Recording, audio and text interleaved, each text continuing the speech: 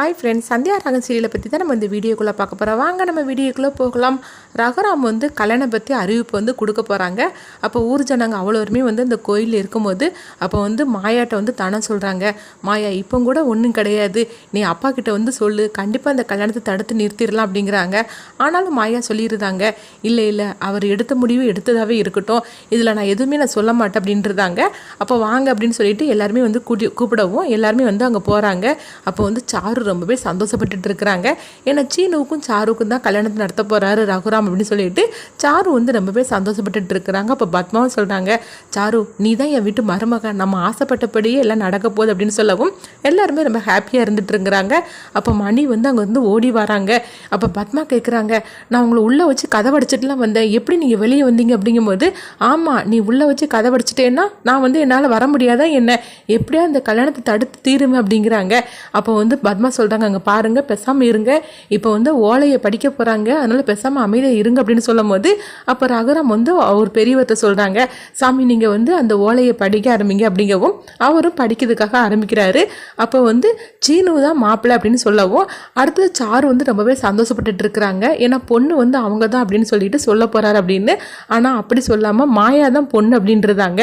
சீனுவுக்கும் மாயாவுக்கு தான் கல்யாணம் அப்படின்னு அவர் படிக்கவும் இது கேட்டதுமே அவ்வளவுமே அதிர்ச்சி அடைகிறாங்க. அப்போ ரகுராம்கிட்ட மகாலிங்கம் கேட்குறாங்க, என்ன இந்த மாதிரிக்கு முடிவு எடுத்திருக்கிறீங்க, என் பொண்ணுக்கு தானே கல்யாணம்னு சொன்னீங்க, ஆனால் இப்போ என்னென்னா இந்த மாதிரிக்கு பேசிகிட்டு இருக்கிறீங்களே அப்படின்னு சொல்லும் போது அப்போ ரகுராம் சொல்கிறாங்க, என்ன சொல்லிட்டு இருக்கிறீங்க, நீங்கள் தான் அன்னைக்கு இந்த கல்யாணமே வேண்டாம்னு சொல்லிட்டு பத்திரிக்கை கிழிச்சு போட்டுட்டு போனீங்க, நானும் ஊர் பஞ்சாயத்தில் இந்த கல்யாணம் நின்று போனதான்னு சொல்லிட்டேன், அதுக்கப்புறமா எதுக்காக நீங்கள் இந்த மாதிரிக்கு கோவப்பட வேண்டிய அவசியமே கிடையாது, உண்மையே சொல்ல போனால் சீனுவும் மாயாவும் தான் ஒருத்தருக்கு ஒருத்தர் விரும்புகிறாங்க, ஆனாலும் அவங்க எனக்காக அவங்க காதலே அவங்க விட்டு கொடுத்துட்டாங்க, அப்படி இருக்கும்போது ரெண்டு பேரையும் பிரித்து வைக்கிறதுல எந்தவித பிரயோஜனமும் கிடையாது, உண்மையை சொல்ல போனால் சீனுவுக்கு சாரு கூட கல்யாணத்தை நடத்தி வச்சோம்னா அவங்க வாழ்க்கை நல்லாவே இருக்காது. ஏன்னா சீனு அவன் மனசார அவன் மாயாவை தான் விரும்பிட்டு இருக்கிறான், அப்படி இருந்த பிறகும் எனக்கு எல்லா உண்மையும் தெரிஞ்ச பிறகும் நான் எப்படி சீனுவுக்கு சாரு கூட கல்யாணத்தை நடத்தி வைக்க முடியும், அவங்க ரெண்டு பேருக்கும் கல்யாணத்தை நடத்தி வச்சா அவங்க ரெண்டு பேருமே சந்தோஷமா இருக்க மாட்டாங்க,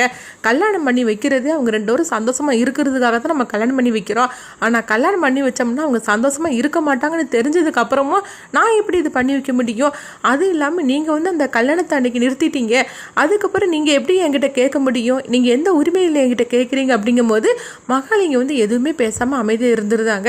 அப்போ பத்மா கேட்குறாங்க, என்னன்னா நீ இந்த மாதிரிக்கு சொல்லுவேன்னு சொல்லி நான் கொஞ்சம் கூட நினச்சி பார்க்கல அப்படிங்கும்போது, இங்கே பாரு பத்மா, நான் ஏற்கனவே கேட்டுட்டேன், நான் எடுத்த முடிவுக்கு நீ கட்டுப்படுவேன்னு சொல்லி கேட்டதுக்கு நீ என்ன சொன்னாலும் நான் கட்டுப்படுவேன்னு சொல்லியிருக்கிற, அப்படி இருக்கும்போது நீ எப்படி இந்த விஷயத்தை பற்றி கேட்க முடியும், நான் உங்ககிட்ட 1க்கு 2 தடவையாக நான் கேட்டிருக்கிறேன், இதில் உனக்கு ஏதாவது முடிவில் மாற்றம் இருக்கான்னு சொல்லி கேட்டதுக்கு நீ என்ன முடிவு எடுக்கிறியோ அதுக்கு நான் சம்மதிக்கிறேன்னு சொல்லிட்டு நீ எனக்கு வாக்கு கொடுத்துருக்குற, அப்படி இருக்கும்போது நீ எப்படி இந்த மாதிரிக்கெல்லாம் கேள்வி கேட்க முடியும் அப்படின்னு பத்மாட்ட ரகுராம் கேட்கும்போது அப்போ பத்மா எதுவுமே பேசாமல் அமைதியாக இருந்துருந்தாங்க. சாருவுக்கும் சீனுவுக்கும் கல்யாணம்னு சொன்னதுமே சாரு சீனு அது எல்லாருமே ரொம்பவே ஹாப்பியாக இருந்துட்டு இருக்கிறாங்க. முக்கியமாக சொல்ல போனாக்கி ஜானகியும் தனமும் மணியும் ரொம்பவே சந்தோஷப்பட்டுட்டு இருக்கிறாங்க. இப்படி ஒரு முடிவை அவர் எடுப்பார்னு சொல்லி கொஞ்சம் கூட எதிர்பார்க்கல அப்படின்னு ரொம்பவே ஹாப்பியாக இருக்கிறாங்க. அப்போ மகாலிங்கம் கேட்குறாங்க, சரி அப்போ என் பொண்ணு உங்கள் வீட்டில் இருந்துட்டு இருக்கிறாள், அவளுக்கு என்னதான் முடிவு அப்படிங்கும்போது, இன்னொரு ஓலை இருக்குது அதை படிங்க சாமி அப்படிங்கும்போது அவர் படிக்கிறாரு, ரகுராமோட மருமகளாம் அந்த வீட்டில் கிடையாது, ரகுராமோட பொண்ணை அவர் தத்தெடுத்திருக்கிறாரு அப்படின்றதாங்க. இது கேட்டதுமே மகாலிங்கம் அமைதியாக இருந்துருந்தாங்க. அப்போ ரகுராம் சொல்கிறாங்க, ஆமாம் சீனுவுக்கும் சாருவுக்கும் கல்யாணம் பண்ணி வச்சா சாரு அந்த வீட்டுக்கு மருமகளாக தான் வந்திருப்பா, ஆனால் இப்போ அப்படி கிடையாது, சாரு இந்த வீட்டுக்கு மகள் ஆயிட்டா, என் மகளுக்கு எப்படி மாப்பிள்ளை பார்த்து கல்யாணம் பண்ணி வைக்கணும்னு சொல்லிட்டு எனக்கு தெரியாதா என்ன, அவளுக்கு நல்ல ஒரு மாப்பிள்ளையை பார்த்து நல்ல குடும்பத்தால் அவளுக்கு நான் கல்யாணம் பண்ணி வைக்கக்கூடியது அது என்னுடைய பொறுப்பு, என்ன சாரு இதுக்கு நீ சம்மதிக்கிறே இல்லையா அப்படின்னு சொல்லி கேட்கும்போது அப்போ சாரு சொல்லியிருந்தாங்க, பெரியப்பா நீங்கள் என்ன முடிவு எடுத்தாலும் அது என்ன நினச்சி தான் எடுத்திருப்பீங்க, எனக்கு நல்ல ஒரு வாழ்க்கையை தான் நீங்கள் அமைச்சு கொடுப்பீங்க, அதனால் இதுக்கு நான் கட்டுப்படுறேன் அப்படின்னு சாரு சொல்லவும் இது கெட்டதுமே ரகுராம் சொல்றாங்க, பாத்தீங்களா சாருவே நான் எடுத்த முடிவுக்கு கட்டுப்பட்டுட்டா, அதுக்கப்புறமா உங்களுக்கு என்ன வேண்டியது கிடக்கு அப்படின்னு மகாலிங்கம் கேட்கும்போது அப்ப மகாலிங்கமும் சொல்லியிருந்தாங்க, என் பொண்ணே இந்த மாதிரிக்கு ஒரு முடிவு வந்துட்டா, அதுக்கப்புறம் எனக்குன்னு தனியா எந்த முடிவு இருக்குது, சொல்ல போனக்கு உங்க பொண்ணுன்னு சொல்லிட்டீங்க, இதுக்கப்புறம் நான் பேச வேண்டிய அவசியமே இல்லை, நீங்க என்ன முடிவு எடுத்தாலும் அது கரெக்டா தான் இருக்கும் அப்படின்னு மகாலிங்கமும் சொல்லிட்டு அமைதியா இருந்தாங்க. அடுத்து இந்த மாதிரிக்கு பேசி முடிச்சதுமே மாயா பார்த்தோம்னா நேரா அவங்க ரகுராம் கிட்ட வராங்க, பெரியப்பா நீங்க இப்படி ஒரு முடிவு எடுப்பீங்கன்னு சொல்லி நான் கொஞ்சம் கூட எதிர்பார்க்கவே இல்லை அப்படிங்கும்போது, என்னம்மா இந்த மாதிரிக்கு பேசிட்டு இருக்கிற, என் பொண்ணு மனசில் என்ன இருக்குன்னு எனக்கு தெரிஞ்சு போச்சுது. அப்படி இருக்கும்போது நான் எப்படி வந்து உங்களுக்கு எதிராக நான் வந்து முடிவு எடுப்பேன் அப்படிங்கும்போது அப்போ ரகுராமோட அம்மா கேட்குறாங்க, அம்மா உனக்கு தான் காதல் பண்ணாலே யாரையும் பிடிக்காத, நீ மட்டும் எப்படி இதுக்கு சம்மதிச்சு அப்படிங்கும்போது, ஆமாம்மா நீங்கள் கேட்குற கேள்வி நியாயமான கேள்வி தான்மா.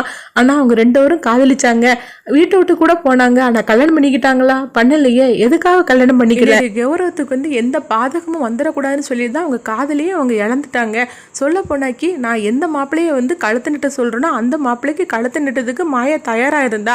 அதே மாதிரிக்கு தான் சீனுவும் நான் சாருவை கல்யாணம் பண்ணிக்கிடும் அப்படின்னு சொல்லும் போது சீனுவும் சரின்னு சொன்னான். அப்போ அவங்க 2 பேரும் எனக்காக அவங்க காதலையே வந்து அவங்க வந்து விட்டுட்டாங்க. இப்படி இருக்கப்பட்டவங்களுக்காக நான் ஏன் இந்த மாதிரி கல்யாணம் பண்ணி வைக்கணும்னு சொல்லிட்டு ஒரு முடிவு எடுக்கக்கூடாது. சொல்ல போனாக்கி இப்போ வந்து நான் பார்த்து வச்சு தானே அந்த கல்யாணம் நடக்கிற மாதிரி இருக்குது.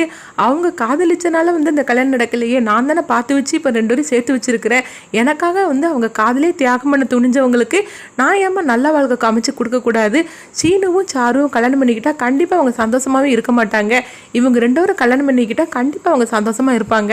அவங்க சந்தோஷத்துக்கு தடங்களாக நான் இருக்க மாட்டோமா அப்படிங்கிறவ இதை கேட்டதுமே ரகுராமோட அம்மா சொல்கிறாங்க, ஆமாம் ரகுராம் நீ சொல்கிறது கூட கரெக்டு தான்பா அப்படின்னு சொல்லிட்டு அவங்க போயிருந்தாங்க. அடுத்து பார்த்தோம்னா சாருவை தான் காட்டுறாங்க. சாரு வந்து இதெல்லாம் பார்த்துட்டு அவங்க நினைச்சு ரொம்பவே கோவத்தோடு இருந்துட்டு இருக்கிறாங்க. அப்போ அங்கே பத்மா வராங்க. அப்போ பத்மா சொல்கிறாங்க, இப்படி ஒரு முடிவு எடுப்பார்னு சொல்லி நான் கொஞ்சம் கூட எதிர்பார்க்கவே இல்லை. கடைசி நேரத்தில் என் தலையில் இடியை தூக்கி போட்டுட்டாரு எங்கள் அண்ணன் அப்படின்னு சொல்லும் போது அப்போ சாரு சொல்கிறாங்க, அத்தை நீங்கள் என்ன சொன்னாலும் சரிதான், அவர் என்ன முடிவு எடுத்தாலும் சரிதான், ஆனால் சீனு எனக்கு தான். சீனுவனை யாருக்காக நான் விட்டு கொடுக்க மாட்டேன்.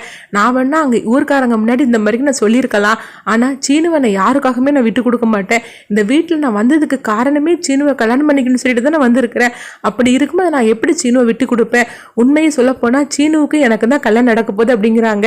என்ன சொல்கிற சாரு, இதெல்லாம் நடக்குமா அப்படின்னு சொல்லும் போது கண்டிப்பாக நடக்கும் அப்படிங்கிறாங்க. அப்போ பத்மா சொல்கிறாங்க, ஆமாம் சாரு நீ சொல்லுறதுதான் கரெக்டு, உங்கள் 2 பேருடைய கல்யாணத்தை நானே நடத்தி வைக்கிறேன் அப்படிங்கும்போது என்னத்தை சொல்கிறீங்க, நீங்கள் சொல்கிறது நடக்குமா அப்படிங்கும்போது கண்டிப்பாக நடக்கும், நான் நடத்தி காட்டுவேன். எனக்கு மருமகன்னு பார்த்தோம்னா நீ தான் என் மருமக அப்படிங்கிறாங்க. உன் கையில் அடித்து நான் சத்தியம் பண்ணி கொடுக்குறேன், எனக்கு மருமகளை நீ தான் வரணும், சீனுவுக்கு பொண்டாட்டியே நீ தான் வரணும், உங்கள் 2 பேருடைய கல்யாணத்தை நான் நடத்தி வைக்கிறேன் அப்படின்னு சொல்லிட்டு சாரு கையில் அடித்து சத்தியம் பண்ணி கொடுக்குறாங்க பத்மா. இதெல்லாம் பார்த்துட்டு சாரு வந்து ரொம்பவே சந்தோஷப்பட்டுட்டு இருக்கிறாங்க. அடுத்து பார்த்தோம்னா மாயாவை தான் காட்டுறாங்க. மாயா வந்து ரொம்பவே சந்தோஷப்பட்டுட்டு இருக்கும்போது அங்கே சீனு வராங்க. சீனுவை பார்த்ததுமே மாயா வந்து வெக்கப்பட்டு நின்றுருக்குறாங்க. அப்போ மாயாட்ட வந்து சீனு சொல்கிறாங்க, மாமா இந்த மாதிரிக்கு ஒரு முடிவு எடுப்பார்னு சொல்லி நான் கொஞ்சம் கூட எதிர்பார்க்கல அப்படிங்கும்போது, ஆமாம் சீனு நானும் வந்து பெரியப்பா இப்படி ஒரு முடிவு எடுப்பார்னு சொல்லி எதிர்பார்க்கவே இல்லை. சொல்ல போனாக்கி நம்ம 2 பேரையும் மனசில் வச்சுட்டு அவர் என்ன மாதிரிக்கு ஒரு முடிவு எடுத்திருக்காரு பார்த்தியா, என்னதான் இருந்தாலும் அவர் தான் அப்படின்னு சொல்லவும் இதை கேட்டுட்டு சீனுவும் மாயாவும் வந்து இதை பார்த்து ரொம்பவே சந்தோஷப்பட்டுட்டு இருக்கிறாங்க. 2 பேரும் பார்த்தோம்னா நம்ம கல்யாணம் கூடி சீக்கிரம் நடக்க போகுது, நம்ம நினச்ச மாதிரிக்கே எல்லாமே நடக்க போகுது, நம்மளுக்கு ஒரு நல்ல வாழ்க்கை அமைய போகுது அப்படின்னு மாயாவும் சீனுவும் ரொம்பவே சந்தோஷப்பட்டு பேசிகிட்டு இருக்கும்போது அங்கே சாரு வராங்க. சாருன்னு ஒளிஞ்சு பார்க்குறாங்க.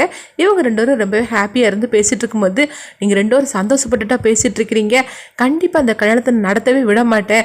உனக்கு பொண்டாட்டின்னு சொன்னாக்கி நான் தான், எப்படி அவள் வந்து மணமடையில் வந்து உட்காந்துட்டு நீ கட்டுற தாலி அவள் கழுத்தில் வாங்கிடுவான்னு பார்க்கலாம், அது கண்டிப்பாக நடக்கவே நான் விட மாட்டேன். நான் இந்த வீட்டில் வந்தது காரணம் யார், நீ தானே. உனக்கு பொண்டாட்டி ஆகணும்னு ஆசையில் தானே நான் அந்த வீட்டுக்கு வந்திருக்கிறேன், எல்லாத்தையும் நான் விட்டுட்டு வந்திருக்கிறோம்னா அதுக்கு காரணம் நீ தான்.